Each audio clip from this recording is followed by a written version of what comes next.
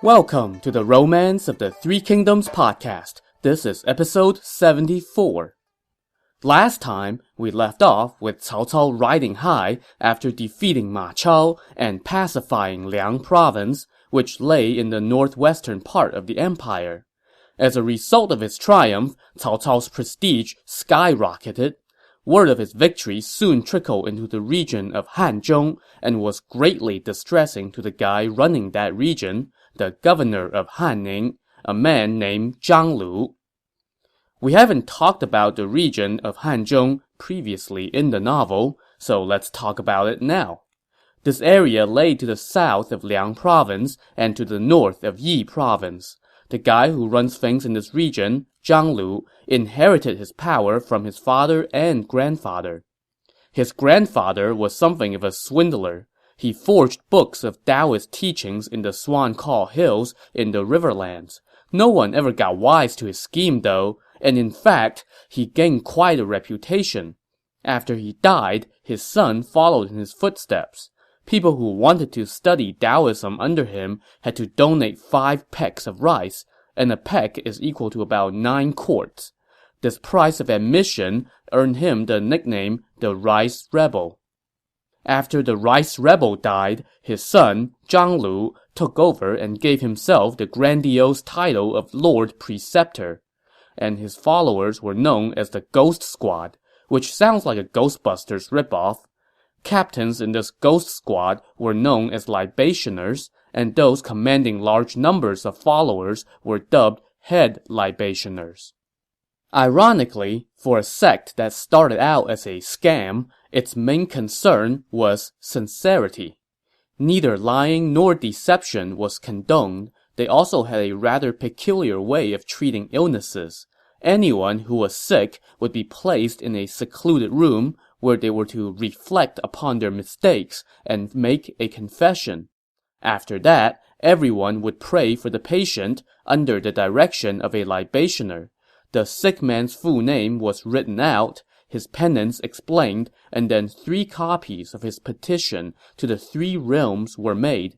1 copy, a petition to heaven, would be placed on a hilltop. Another copy, made to the earth, would be buried in the ground. And the 3rd copy, a petition to the masters of the netherworld, would be placed in the water. After that, if and when the illness passed, the patient would have to donate 5 pecks of rice as a sign of gratitude. In addition to their faith-based healthcare system, the sect also had public bins filled with rice, firewood, and meat. Any and all passers-by were welcome to take as much as they pleased, although if they took more than their fair share, they would be punished by heaven. As for the sect's legal system, within the boundaries of their sphere of influence, they had a 4 strikes policy. Transgressors were forgiven 3 times, but if they continue on their errant ways after that, they would be punished. There were no court officials, and everything was handled by the libationers. And so in this way, Zhang Lu and his forefathers had reigned in the region of Hanzhong for 30 years. Because this was a remote area, the court deemed it not worth the trouble of an expedition to squash this bug. Instead, it simply appointed Zhang Lu as an imperial corps commander and a governor, giving him legitimacy as long as he sent regular tributes to the court. It was a tidy arrangement for both parties. But now, upon hearing how Cao Cao had just pacified the region to his north, Zhang Lu was feeling mighty nervous and gathered his staff to discuss. Ma Teng of Xiliang has been killed, and Ma Chao has just been defeated, Zhang Lu said. Cao Cao will no doubt invade our territory. I intend to declare myself the king of Hanning and lead my forces against Cao Cao. What do you think? And note here that declaring yourself king of a region within the empire was, not surprisingly, an act of treason, because you are declaring yourself to be an alternate center of authority to the emperor. One of Zhang Lu's advisors, Yan Pu, told him, the Han River region has about 100,000 households, immense wealth and grain and natural fortifications on all four sides. With Ma Chao's recent defeat, there are tens of thousands of refugees fleeing from Xiliang into Hanzhong. In my humble opinion, you should first take the 41 districts of the riverlands before you declare yourself king. Zhang Lu was delighted by this suggestion and immediately began talking with his younger brother Zhang Wei about invading the riverlands. Spies soon sent word of these invasion plans back to the ruler of the riverlands, Liu Zhang. This Liu Zhang was descended from the imperial clan. His father was the imperial protector of Yi province, the major province within the riverlands. After his father died, the leading officials of the province decided to support Liu Zhang as his successor. And I should add here that another name for this region is Shu. Keep that in mind because we will hear it mentioned plenty from here on out. Now, even before Zhang Lu decided to invade the riverlands, there was bad blood between him and Liu Zhang, because Liu Zhang had once upon a time killed Zhang Lu's mother and one of his younger brothers, so Liu Zhang understandably kept a close watch on his northeastern border with Hanzhong. When word of Zhang Lu's invasion plans reached Liu Zhang, who was a meek, timid sort, he was extremely concerned and assembled his officials to talk about what to do.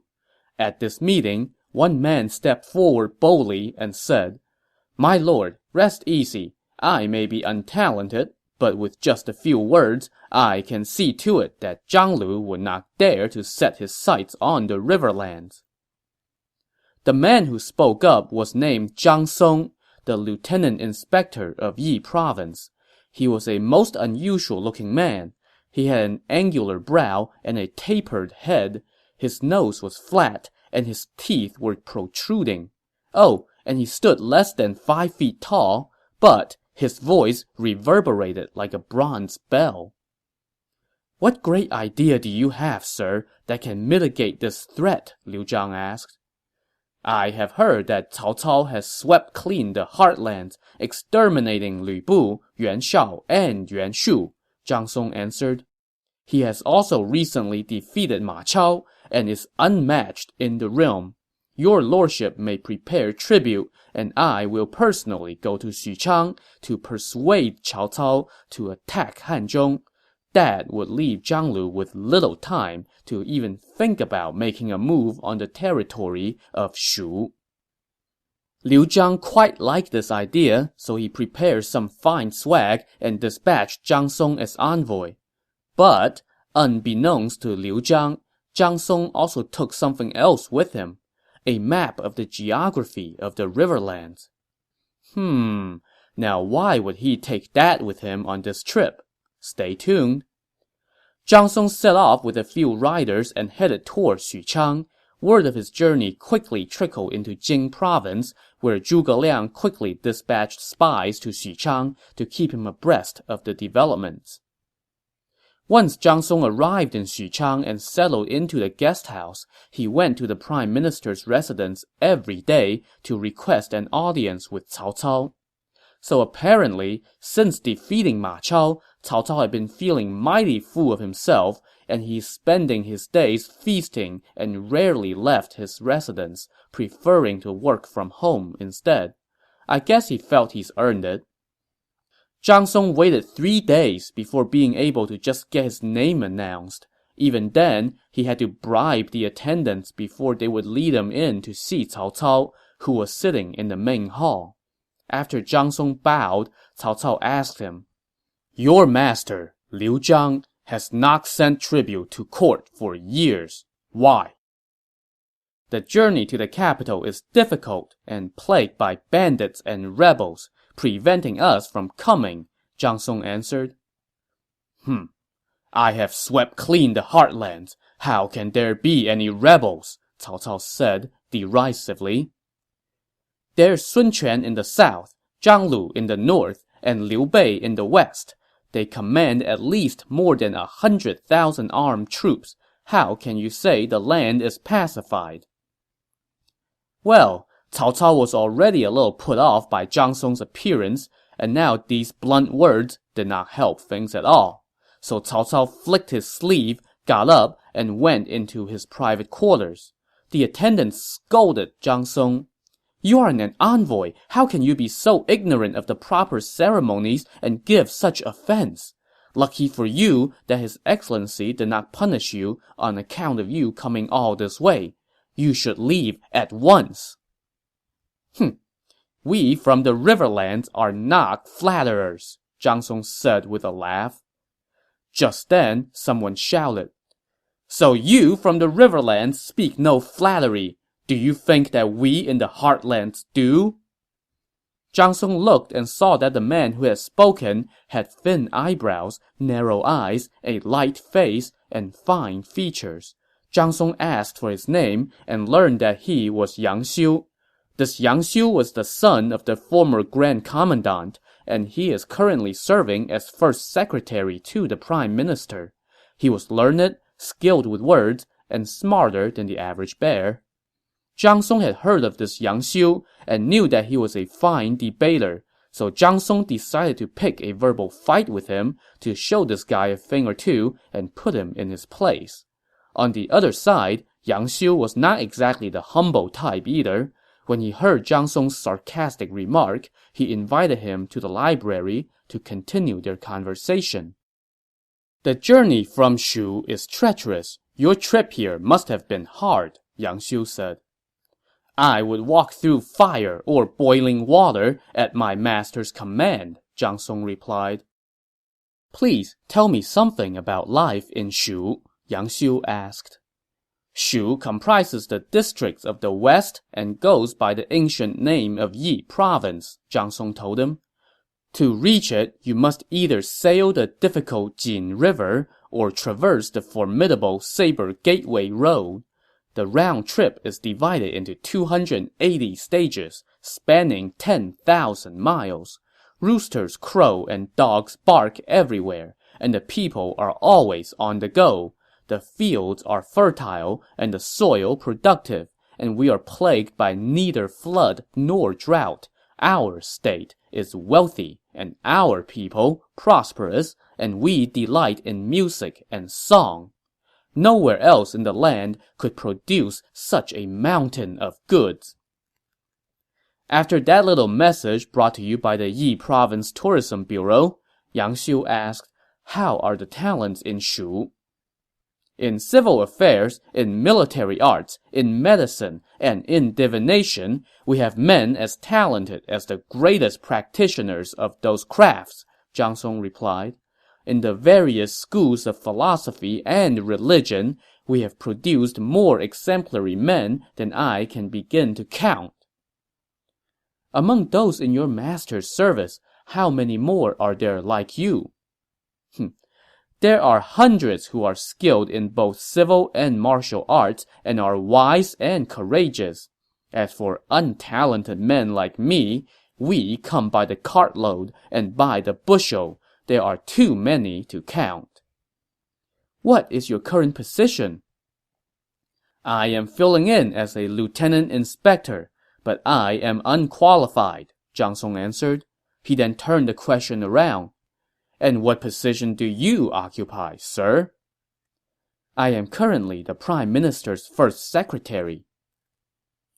"I have long heard that you come from a family of distinguished office holders. Why are you not an assistant to the emperor, but rather a lowly staffer in the Prime Minister's employ?" When Yang Xiu heard this, his face became flushed with embarrassment. Keeping his countenance, he replied, "Even though I occupy a lowly position, His Excellency has entrusted me with the important responsibility of administering money and provisions for the army. I often benefit from His Excellency's instruction and have learned much. That is why I took the position." "I have heard that the Prime Minister does not comprehend the civil philosophies of Confucius and Mencius, nor does he match the military strategies of Sun Tzu and Wu Qi," Zhang Song said with a laugh. "He has reached his high office solely by brute force. How can he have any enlightening instruction for you, sir? Sir, you live in the remote borderlands. How can you know of His Excellency's great talent? Yang Xiu retorted. I will let you have a glimpse. So Yang Xiu told his attendants to fetch a scroll and showed it to Zhang Song. This scroll was titled The New Writings of Cao Cao. Zhang Song skimmed it once, from start to finish. It contained 13 chapters, all on military strategies. After he finished skimming the scroll, Zhang Song asked Yang Xiu, Sir, what do you think this is? This is His Excellency's work, drawn from the past and present, and modeled on the classic 13 chapters of Sun Zi. You mock His Excellency's talent, but is this not a work worthy of being handed down to future generations? When he heard this, Zhang Song burst out laughing and replied, In Shu, even little kids can recite this work. How can you call it new writings? This was a work by an anonymous author from the Warring States period.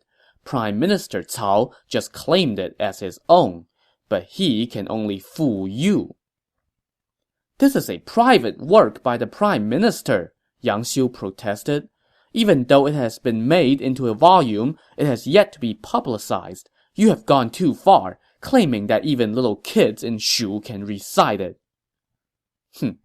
If you don't believe me, then allow me to recite it for you, Zhang Song said. He then proceeded to recite the entire work from start to finish, from memory, and did not miss a single word. When he was done, Yang Xiu was stunned. Sir, you have an incredible memory. You are indeed one of a kind. A poet later left this description of Zhang Song.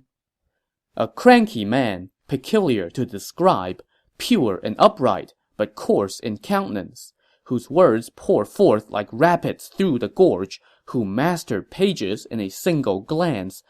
His courage topped them all in western Shu. To every learned sphere he stretched his pen. In philosophy and literature he was read so widely that no point escaped his ken. Having sufficiently demonstrated his talent and put Yang Xiu in his place, Zhang Song now got up to take his leave. Yang Xiu said to him, Sir, please go rest at the guest house for now. Allow me to speak to His Excellency and ask him to meet with you in person again. After Zhang Song thanked him and left, Yang Xiu went to see Cao Cao and asked, Why did your excellency treat Zhang Song so dismissively? He was rude. But your excellency was able to tolerate Mi Heng, so why can you not do the same for Zhang Song? Now, it's been a while since we mentioned the name Mi Heng, so let's have a quick refresher. He was a scholar of great repute. Back in episode 29, he was recommended to Cao Cao, but he played the part of the insolent cynic to perfection, openly scorning Cao Cao and every one of his officials, to the point where everybody just wanted to kill him. Cao Cao, however, did not kill him, and instead sent him as an envoy to Liu Biao. Mi Heng, who just could not help but thumb his nose at any and all authority, then promptly ticked off Liu Biao, and Liu Biao sent him to go meet with one of his commanders. Mi Heng then ticked off that guy, and he finally killed Mi Heng. Mi Heng's compositions were widely read, so I could not bear to kill him, Cao Cao said to Yang Xiu. What skills does this Zhang Song have? He is superb at rhetoric and debate, and he possesses rare memory and knowledge. I showed him your excellency's new writings, and he read it once and was able to recite the whole thing. He even claimed that it was an anonymous work from the Warring States period, and that even little kids in Shu could recite it from memory. Cao Cao's reaction to this might surprise you. You would think that he would be incensed that Zhang Song was mocking his work, but instead he said, could it be that my writings coincidentally match those of the ancients? And he then proceeded to tear apart his scroll and burn it. So there are two ways to look at this. Either Cao Cao is so ethical that he would not think of taking credit for another's work, or he got called out on trying to take credit for another's work, and now he's covering his tracks. I'll let you decide which is true. In any case, the more important point here was that Yang Xiu managed to convince Cao Cao to grant Zhang Song another audience.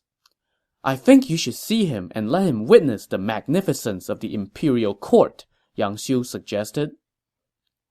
Tomorrow I will be inspecting the army in the West Field. Bring him there and let him see my troops' prowess, so that he may go home and spread the word that once I have conquered the South, I will be coming for the Riverlands.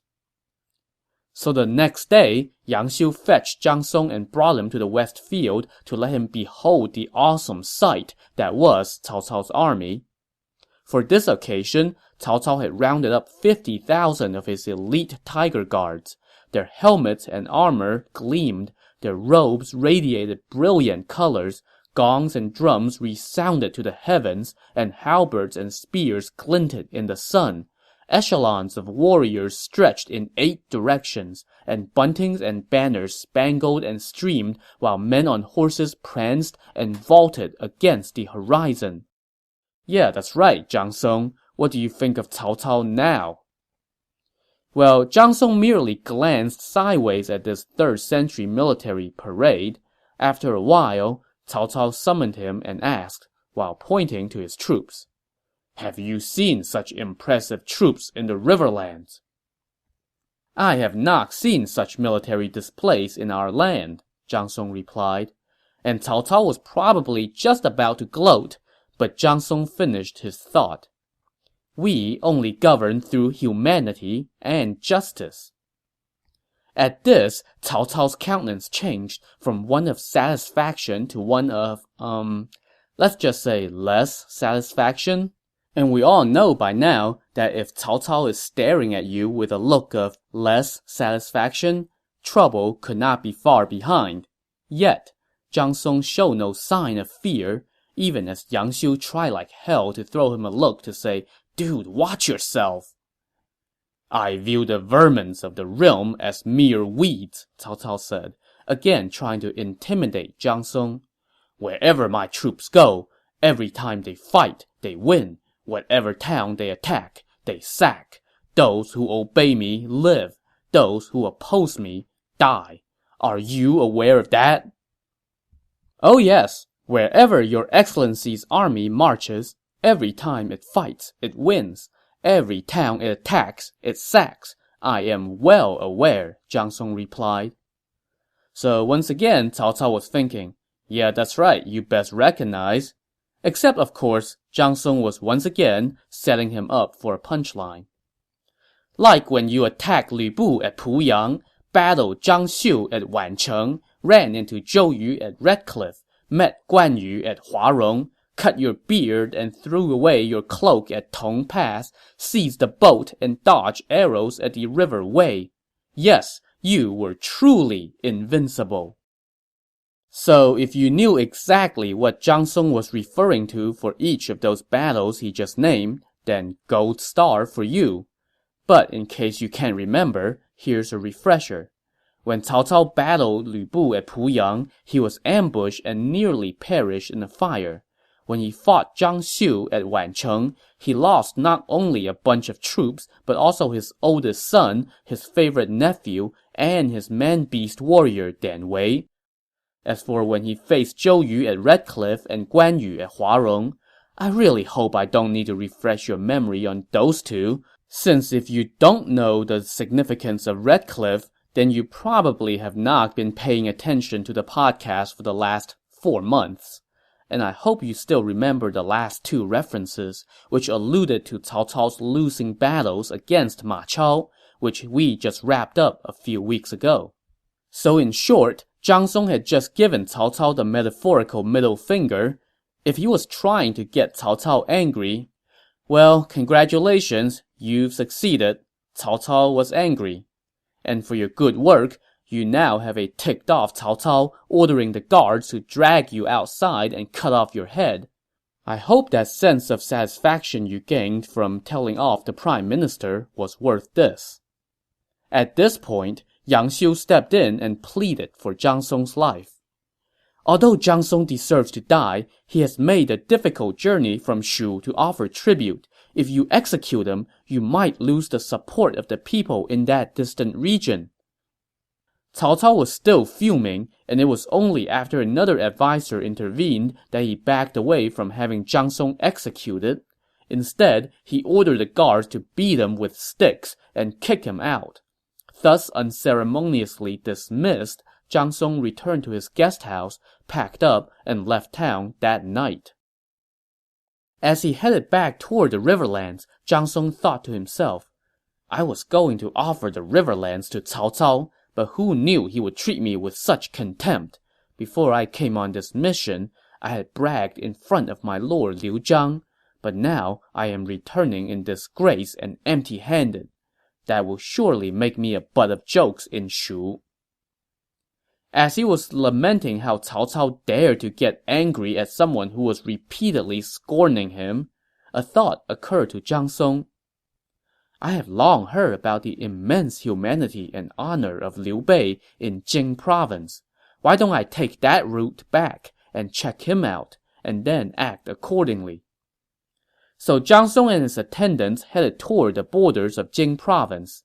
As he neared the border, he was met by a squad of about 500 riders, led by a general who was lightly equipped and wore no armor. Could our visitor be Lieutenant Inspector Zhang Song?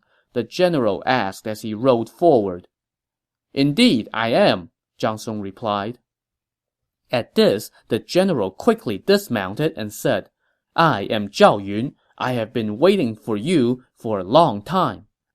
Zhang Song also dismounted and returned the courtesy. You are Zhao Yun of Changshan? Yes, my lord Liu Bei ordered me to welcome you with wine and food to help relieve the fatigue from your long journey. As Zhao Yun spoke, a couple of his men kneeled and held up said food and wine, and Zhao Yun offered them to Zhang Song. This gesture greatly impressed their guest. Everyone says Liu Bei is magnanimous and hospitable, Zhang Song thought to himself. Looks like that is indeed the case. So Zhang Song drank a few cups with Zhao Yun, and then they hopped back on their horses and continued to the borders of Jing province. It was getting late, so they went directly to a guest house. Outside the house stood about 100 people who banged drums to welcome their honored guest. Another general dismounted and bowed. Sir, my brother has ordered me, Guan Yu, to welcome you and prepare this house for you to rest from your journey.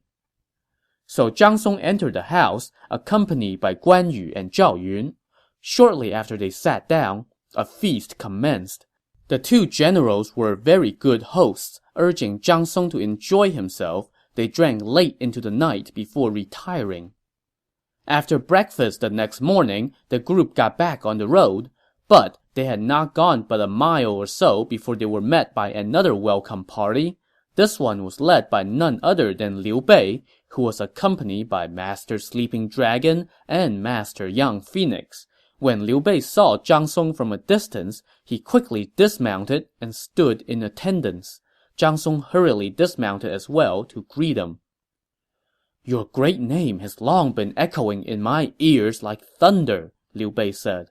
My only regret is that we were too far apart and I could not seek your instruction. I heard that you were on your way home, so I came to meet you here. If it is not too far beneath you, please take a brief rest in my barren province so that I may fulfill my lifelong wish. It would be my great fortune.